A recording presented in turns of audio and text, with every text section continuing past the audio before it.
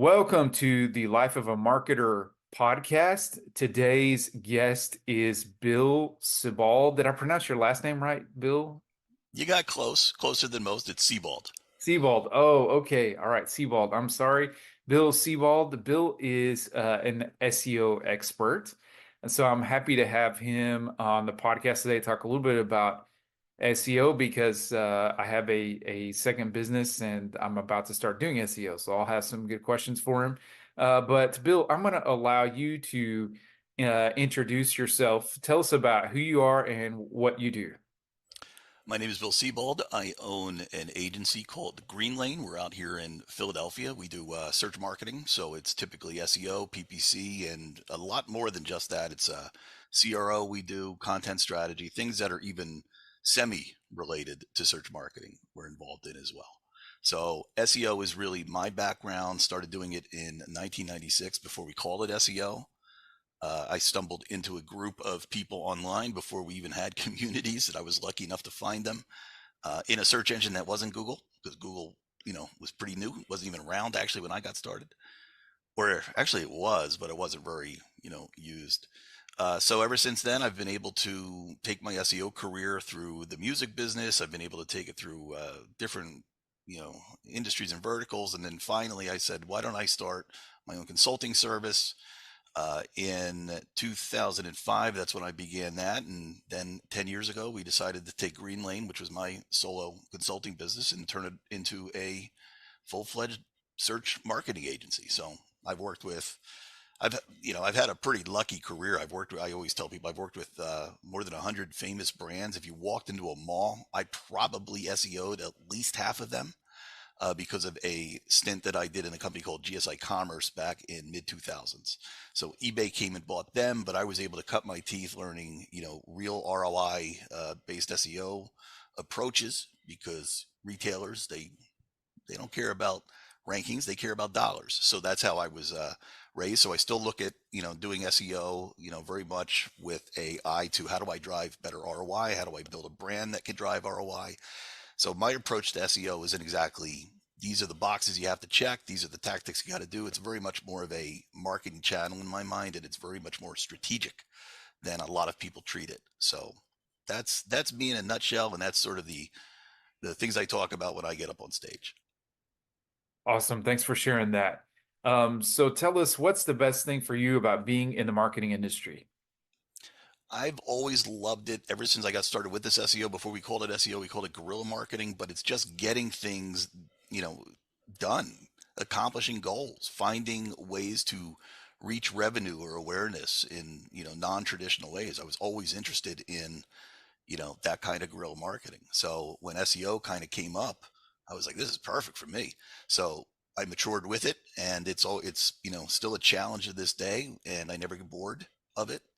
I assume it's kind of like being in medicine. You have to, or law, you always have to, you know, read about it, learn more stuff, sharpen your skills. And if you still have that passion after 25 years, you're meant for it. So I love doing the SEO thing. Awesome. Awesome. So what sort of advice do you offer to those that are in the marketing industry right now? The best advice I can give you is practice. Do this stuff yourself. Everybody's reading blogs, everybody's, going to conferences and saying, now I know this because I just heard somebody say it. But a lot of what you end up finding when you're actually in the trenches is what people say. It's just general best practices. The nuances are that you got to dig them out. You got to find out what the things are that really make, in the case of Google and SEO, Google's looking at certain signals from different brands and different websites. Their whole goal is to try to really just rank the things that people are going to like. If people like it, they'll keep coming back to Google. That's all Google cares about. So, really focusing on, pleasing Google by pleasing their users. That's where SEO has really become a marketing channel in my mind. A lot of people I talk to are very much like, yeah, you got to do title tags, you got to do all these technical things.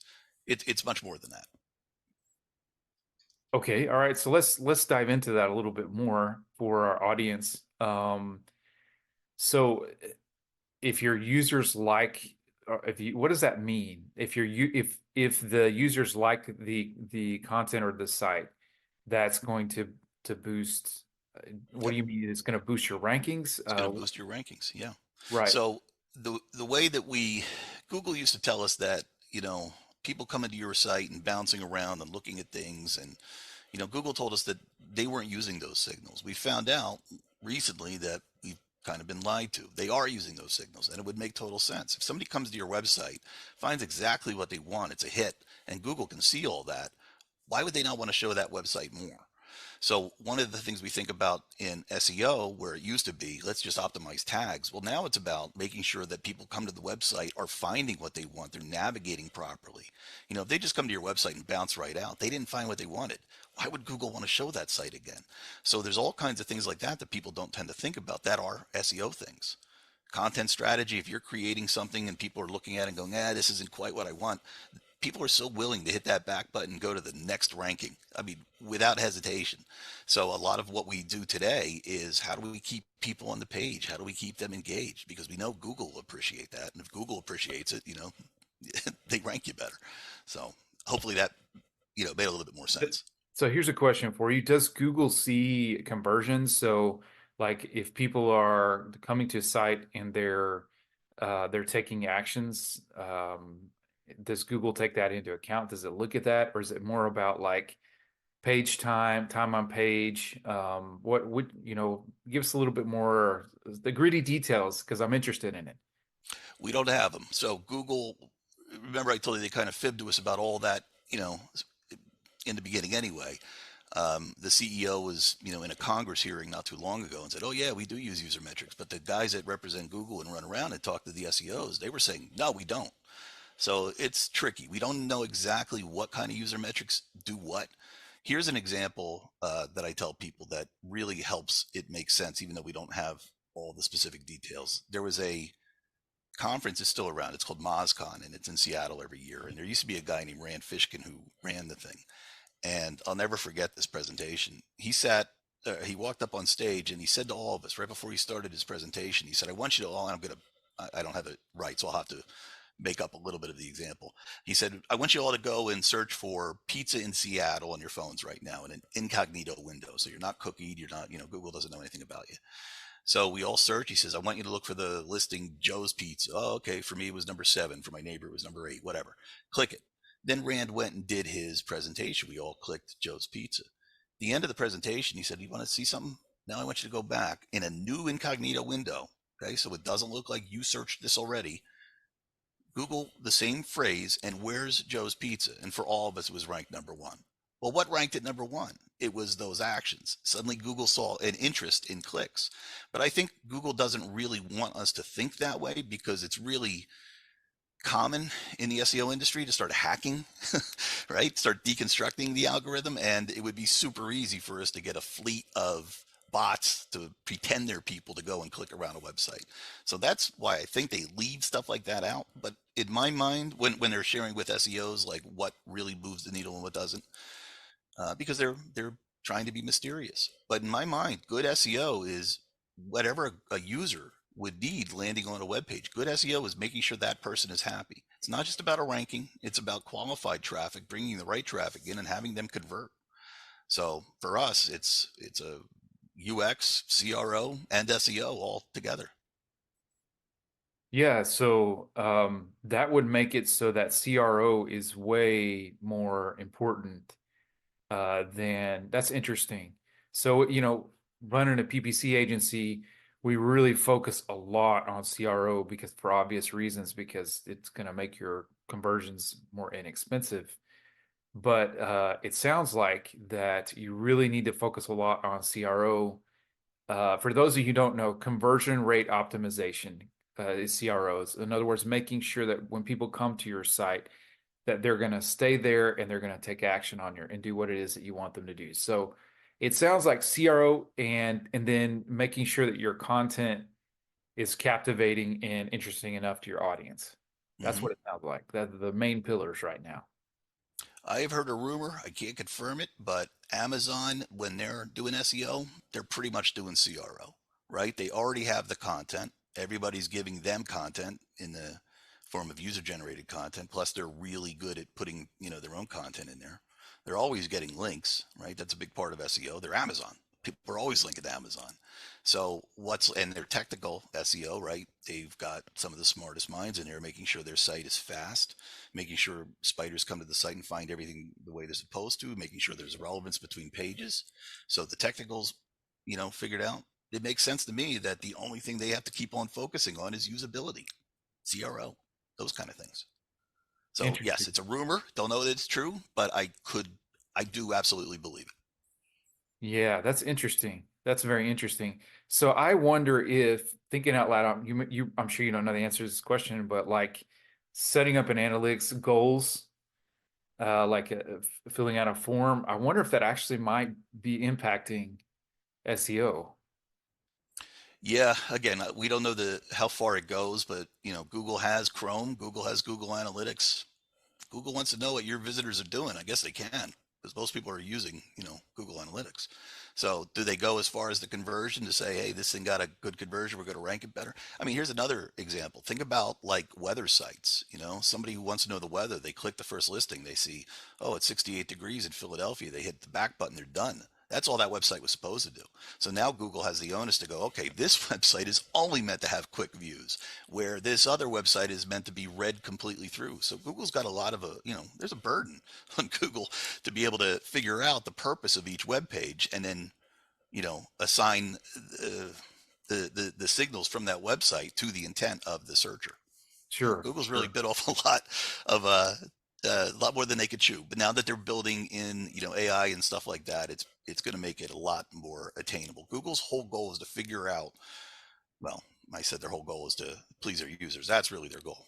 But they want to figure out what the searcher is really searching for uh, when they enter in a query, right? So here's an example. If I go and I type Jaguar, Google looks at me and goes, I don't, know what this guy is all about. Is he talking about the football teams? Is he talking about the old Atari system?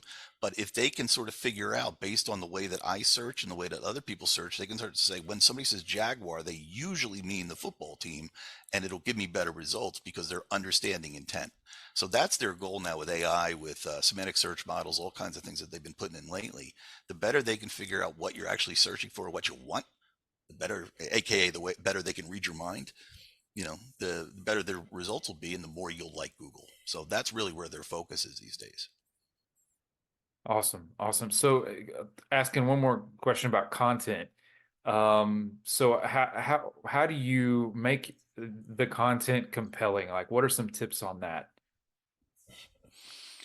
For me, uh, a lot of SEOs are left brained. They think very mechanically. Some are right brained, some are both. So when I'm talking to SEOs about writing, maybe it's possible you may not be the best writer for SEO. You need a creative writer. You need somebody who can really think about questions that the user might have while they're reading it. If you happen to be a technical SEO who can also be, a right-brained writer, that's the answer. It's try to figure out what people are looking. It's basically be a content strategist. So that's why I said if you're more of a technical SEO, align with a content strategist, and they're going to teach you a lot of things about the research that they do to figure out what people like. Psychographic data, all kinds of things that they put in. That's stuff that we're using as SEOs these days. So how do you make something compelling?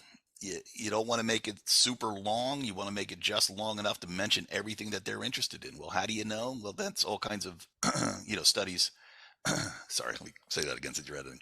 Well, how do they know? Well, that's all kinds of information that they can get and use.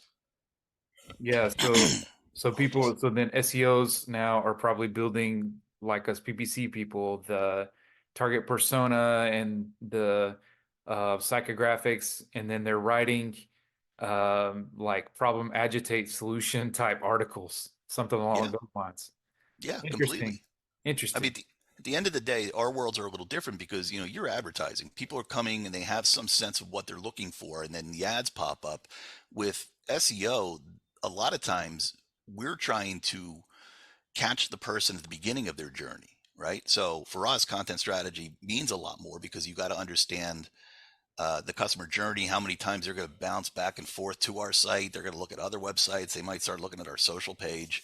Yeah, all that stuff is a little bit more Wild West. Um, and it's a different animal than PPC. They both live on the same, search engine result pages, but and they work great together, but they are uniquely different in a way. Oh yeah, definitely, definitely, definitely. All right, well we got to keep moving. I could ask you a lot more questions, but what other successful people in marketing like yourself would you like to acknowledge that should be on the podcast? Oh God, there's so many amazing SEOs that I kind of came up with. I was just thinking about my buddy Nick Eubanks the other day. I mean, this is a guy who started around the same time I did. Is just trying things, experimenting, rolling the dice, watching things fail, watching things succeed, and then learning from those successes and then building upon those successes. One of my biggest pet peeves is a lot of people go and they hire an SEO, and you expect that you're getting somebody who's got these experiences like Nick, like me, but you may have just gotten somebody who's been pulled out of college and Hmm. taught a playbook based on something they read in the blogosphere. Yeah, that person's not going to be that skilled at solving a lot of the crazy problems that you see out there at SEO. So Yeah, a friend of kind of, mine is in SEO business, and he told me that by the time that he has talked to someone, on average, they've already tried 5 SEO companies.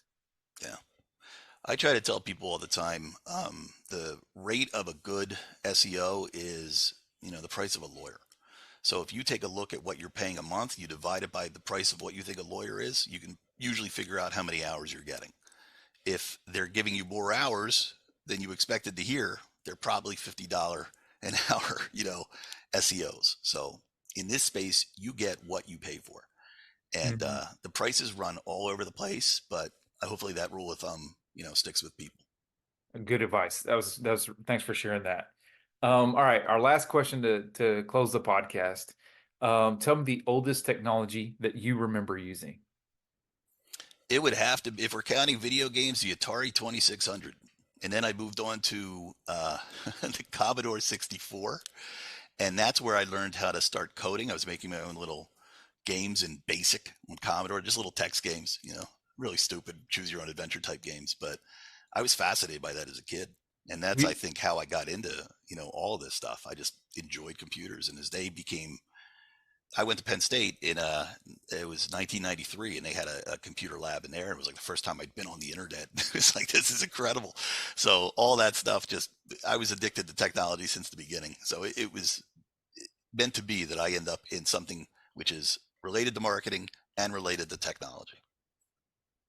yeah, we've had so many people on the podcast say the same thing with the Commodore, and a lot of people have mentioned the Atari, and it's amazing how many people in marketing are actually technology geeks, Mm. and that were there at the beginning of PCs and the beginning of kind of the revolution that's happened over the last 40 years. But anyways, well, we keep our podcast short, Bill. So once again, we thank you for jumping on the podcast. Everyone, you can always catch our podcast. We release it on Tuesdays and Thursdays. We stream it live on social media. We're on LinkedIn. You can also subscribe to our YouTube channel, The Life of a Marketer Podcast. If you would like to be on our email list, you can just email me, Jared at hiveleadmarketing.com, and you'll get this podcast whenever we do release the podcast. We'll send it out. This has been, once again, an awesome time with Bill. Thank you so much, everyone. And we will see you on the next Life of a Marketer podcast.